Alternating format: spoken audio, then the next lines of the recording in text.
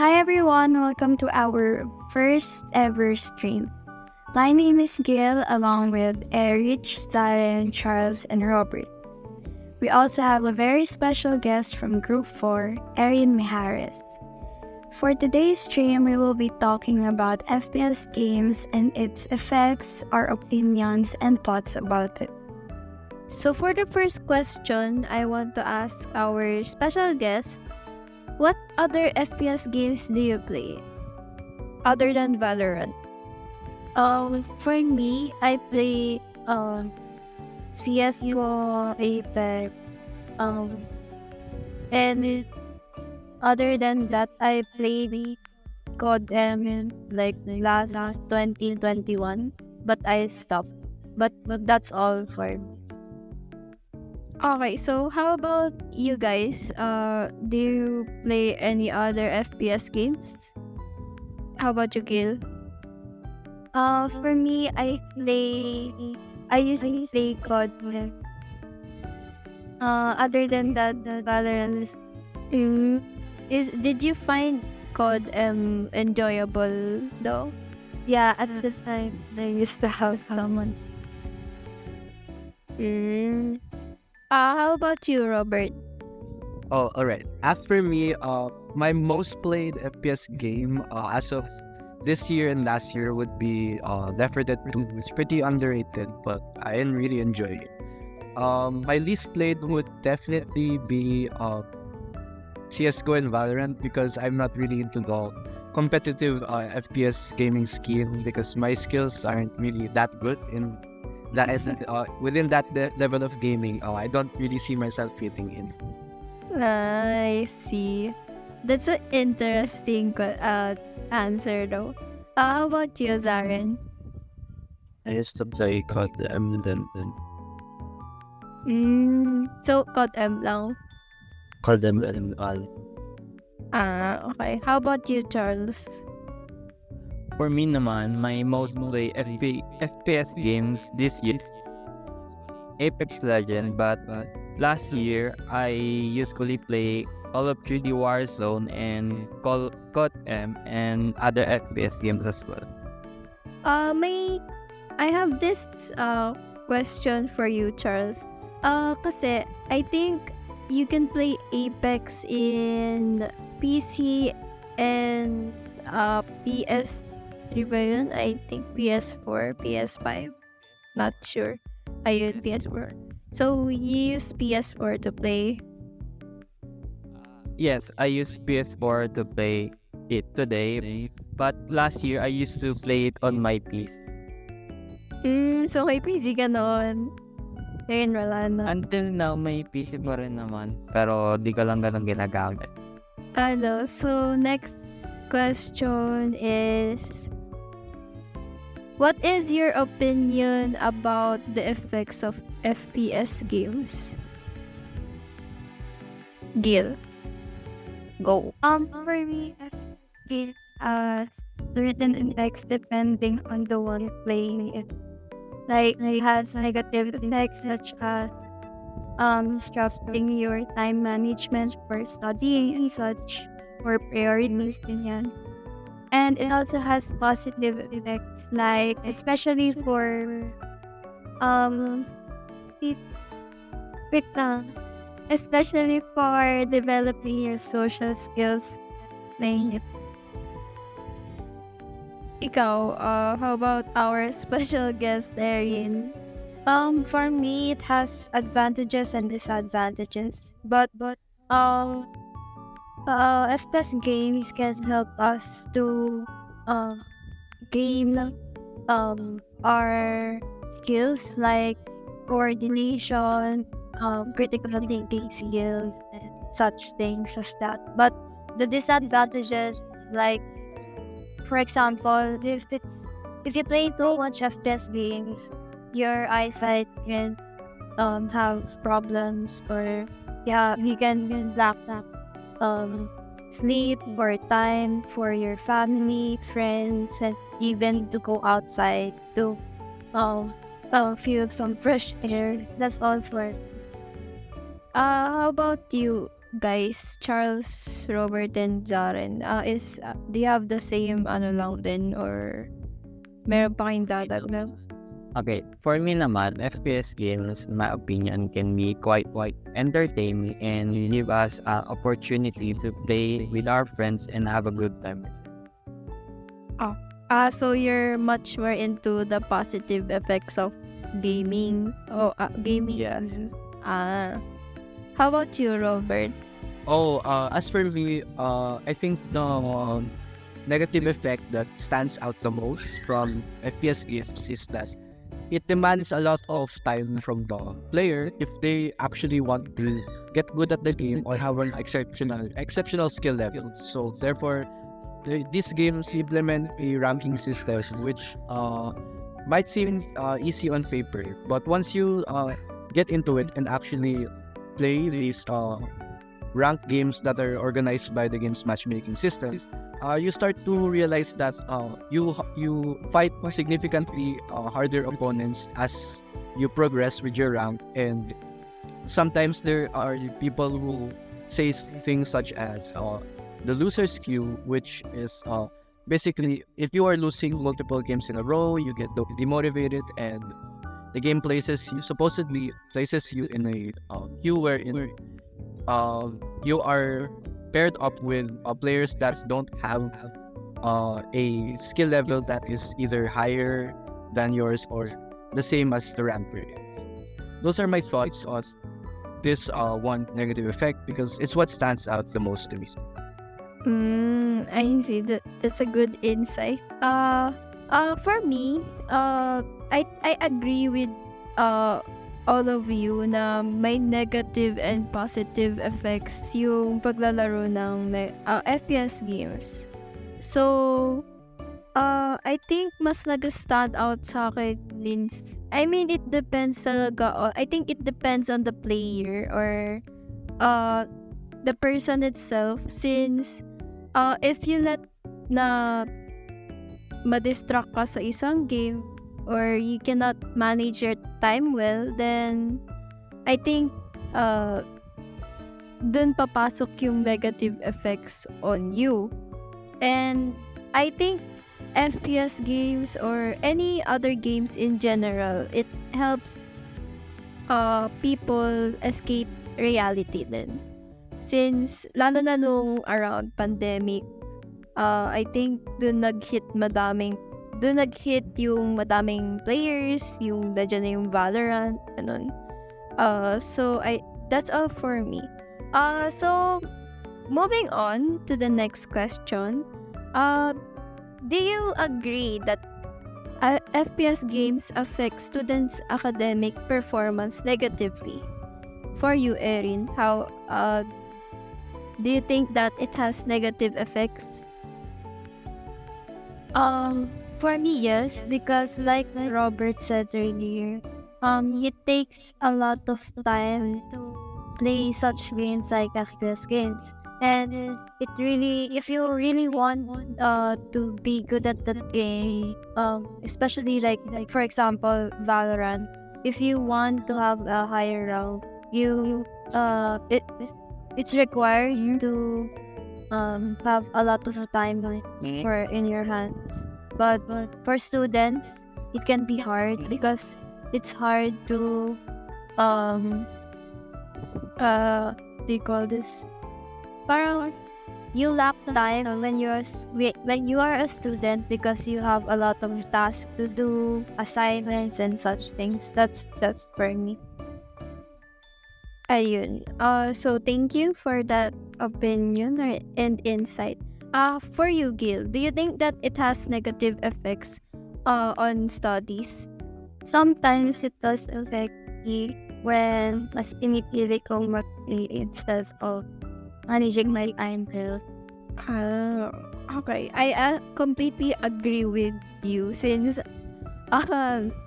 I can relate na sometimes natatempt ako na maglaro na lang and just run away from the responsibilities from school. Yun. How about you, Robert? Well, specifically for me, since I was talking about Left 4 Dead kanina being my most played game. It's kind of like a positive effect naman for me sa studies ko naman. Syempre I know it's distracting because if I play for too long, I'll eventually like forget that I have stuff to do.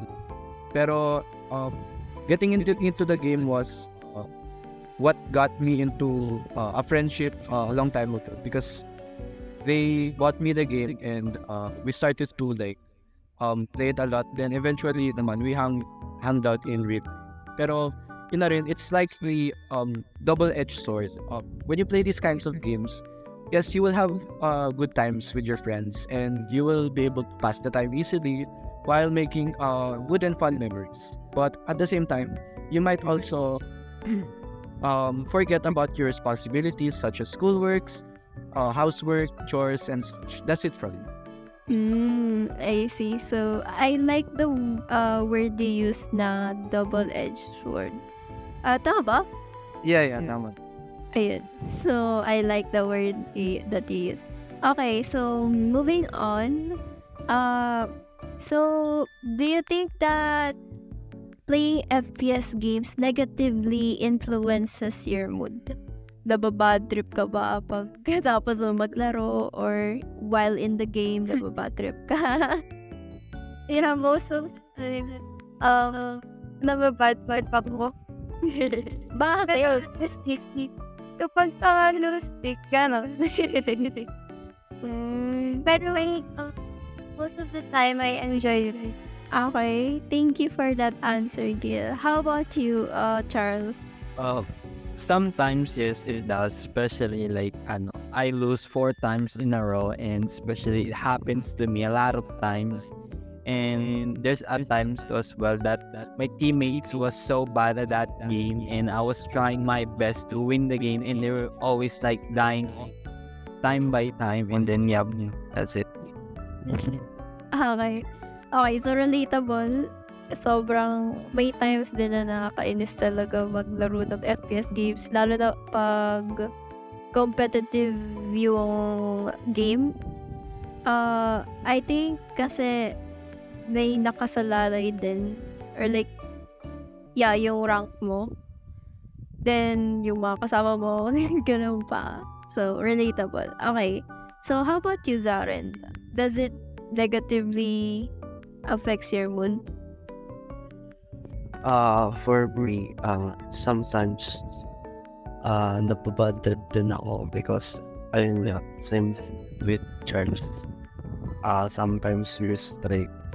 Okay, thank you for that answer, Zaren. How about you, Erinn? Does it affect your mood positively or negatively?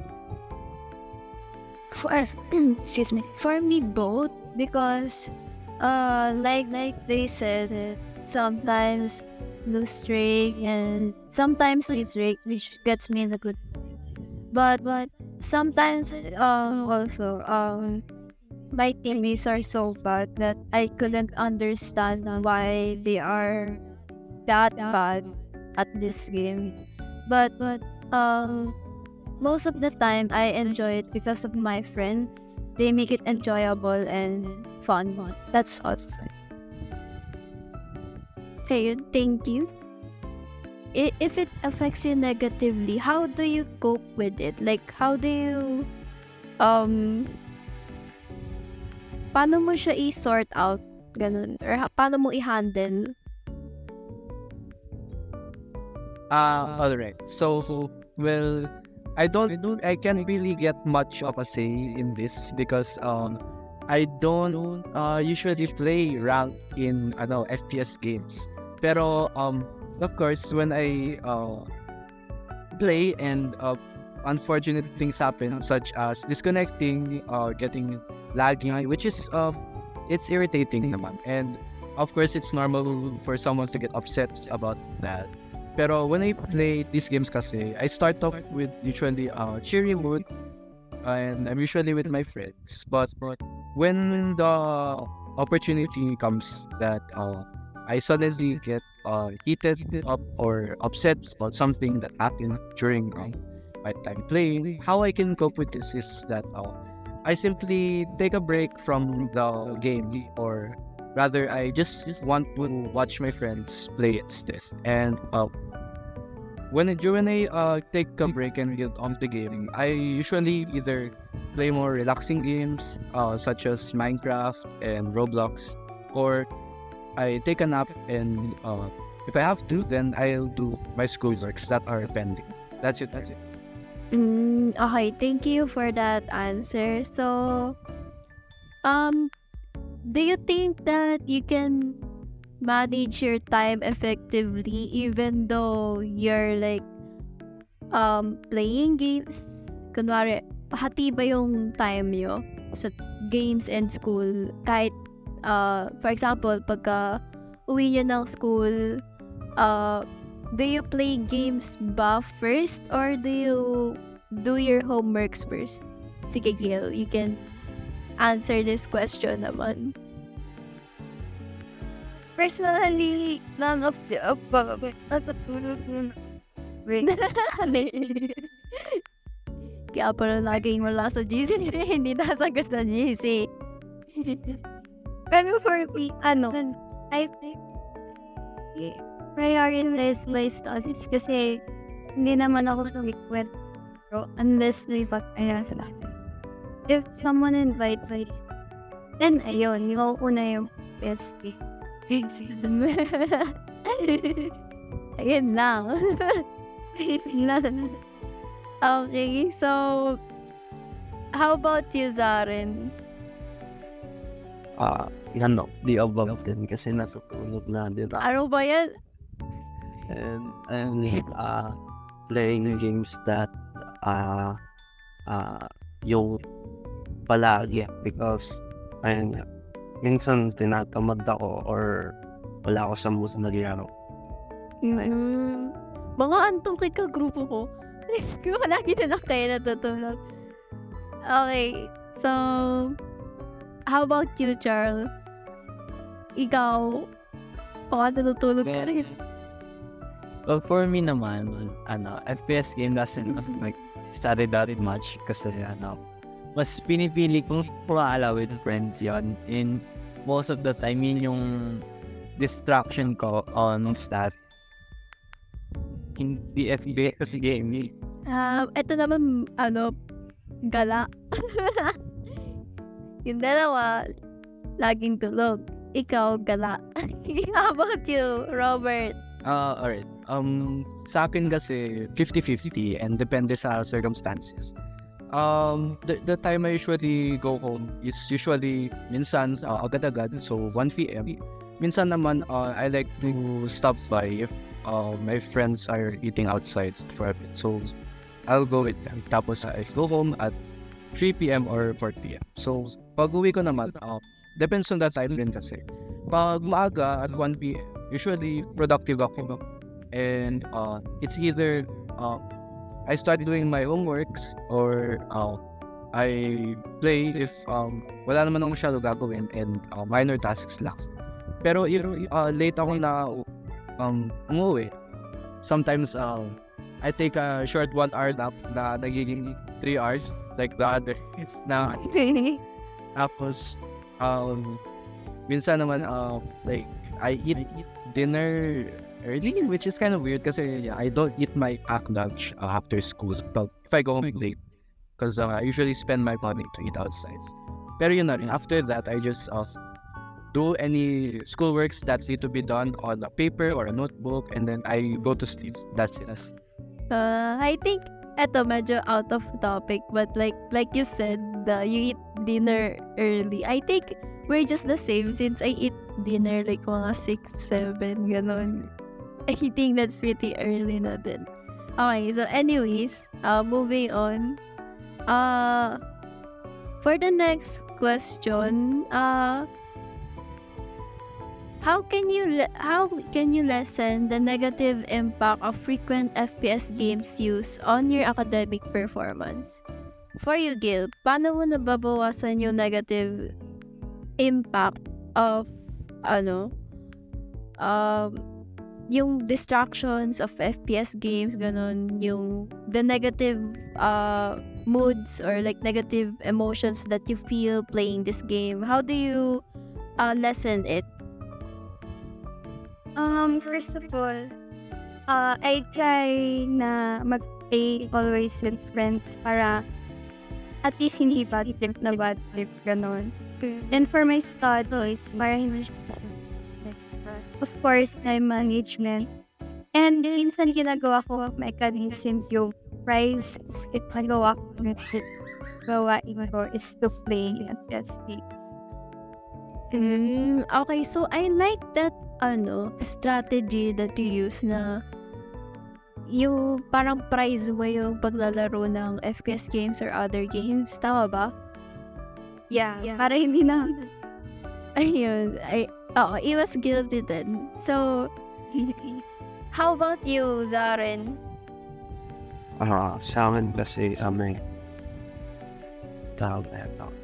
Ayun, same lang din mga paglaro ko with friends. Tapos kapag I'm doing my task, I do it with I'm doing it with my friends, and after then play. So nagawa ka, you do your homework or school activities with your friends, then after that you're gonna play games. Tama ba? So I like that strategy then, since I think it's like a prize na din for all of you for accomplishing a task ng sama-sama, ganun. And I think that's much more fun than na may kasama. Okay, so next, Erinn, how about you? For me, I also do what Gail is doing. Playing is actually my prize for doing my schoolworks and to just relax for a bit when I am stressed and really burnt out because of school. That's all for it. Okay. How about you, Charles? How do you lessen the negative impact of it? For me naman, I usually play games if I'm in idling mode, and usually every time that how do I say this? Well, most of the time, if I was not in mood, hindi talaga ako naglalaro kasi before I used to use FPS games as my stress reliever, but it didn't go as I planned because it just gave me anger issues. So I decided that I want to play FPS games, I should be in mood. In lang. So I relate to you. Then I usually use the FPS games or any other games naman as a stress reliever or kaya distractions from reality, ganun. And minsan it doesn't really help kasi sometimes it just makes it worse yung mood mo, ganon. And I think it depends din sa game na nilalaro mo, lalo na if talagang medyo nakakainis yung laro or kaya competitive, much more in a competitive side yung game. I think mas magiging more tense ka yung feeling, hindi ka magiging much more relaxed if gusto mo mag-stress reliever, ganun. Yun lang for me. How about you, Robert? Ikaw na yung last. Alright. So, I studied the others. I can relate naman rin. Pero, what I do to put myself in the mindsets na to avoid some unnecessary emotions that I may feel when I'm playing is that mostly kasi I play for fun, and usually I play casual games more than ranked games, which I rarely play. So a scenario that I can share is when I'm playing Left 4 Dead 2 with my friend, we usually set a goal for like the day or the afternoon, the night, whatever time it is.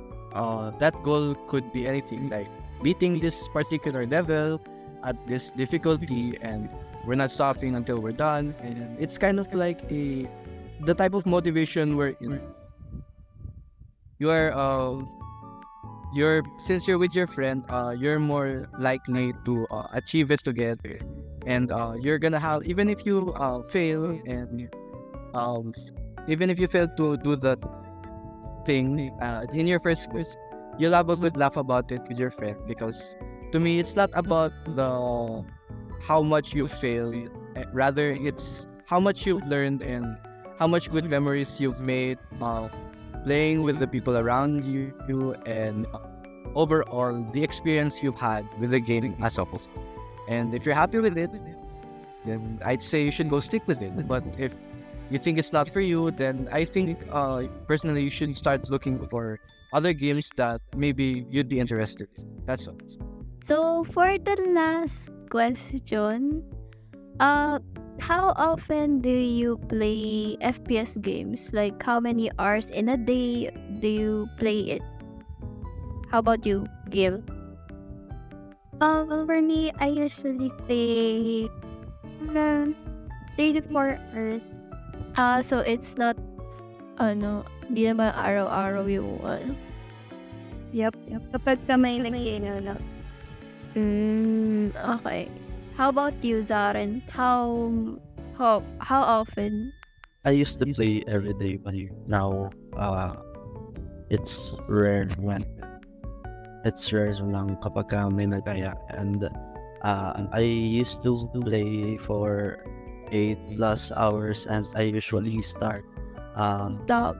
9 a.m. to 5 p.m. But now my playtime is 3 to 4 hours. AC. So, how about you, Charles? How often ka naglalaro? I usually play all the times, but now there's a times like Sunday lang ako naglalaro. There's times now doing Wednesday lang. And back then, I do remember that I used to play all the times, like since umaga hanggang lubugan na ako ng araw, naglalaro pa din ako. Yun. But today naman is the times that I play like 5 hours straight, ganon. Pinakamaikli na 8 hours. I see. Okay. So, relatable yung yung sinabi mo na buong araw ka naglalaro hanggang sa lumubog na yung araw. Okay. So, for you, Robert. I mean, since nowadays my laptop na ako, for FPS games, I rarely play nowadays. Pero if I were to set a realistic time of if I were to set like a realistic parang schedule na I would play nowadays on FPS games, I would honestly say only up to 2 to 3 hours, because I usually drop playing games when I feel like I've gotten old at this game. I used to be so good, but parang ganun. And which is why my playtime on FPS games are so little na lang, and I only uncommonly play when my friends are invited. As for games in general naman, it depends, but it's definitely more than FPS games. I'd say a realistic schedule would be on a day where I don't have to do assignments, probably 3 to 5 hours straight. And during the weekends naman, I would say 4 to 6 hours straight. Or if I'm being more honest, parang ano na rin, 4 to 8 hours. And these games can vary from games such as Left 4 Dead, anything on Roblox, honestly, basta masaya. And yung mga games na nahanap ko sa Steam and nabibili ko pag may discount, such as the rhythm games is such.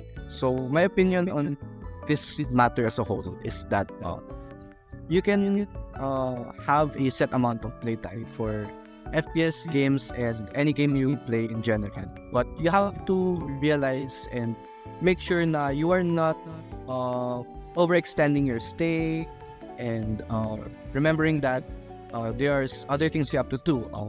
For example, as earlier, you have homework, or maybe someone's waiting for you, someone's making you do errands, or maybe naman you're in a relationship or something, baka di mo na rin Uy! significant other mo. Uy! Tapos, lastly naman, yung mga babae naman. Yung mga chores, ganon. Yeah, that's... Ang status niya siya. Siguro. Wala akong ganon. yeah. Pino ko, relationship. Buti na lang talaga ACADS and FPS games na Walang re-reply. Ano? oras ko. Tuloy-tuloy lang. Based on experience ba yan, Robert? I don't know. Baka subjective. Baka... Mayayain si Robert. Okay. So, I think we already tackled everything that we need. So, that's all for our podcast. Our first podcast. Yan lang. Bye! Yay! Bye. Bye, guys. Hi guys. Useless. Thank you for your time. Thank you, Kuya Erinn. Thank you for watching.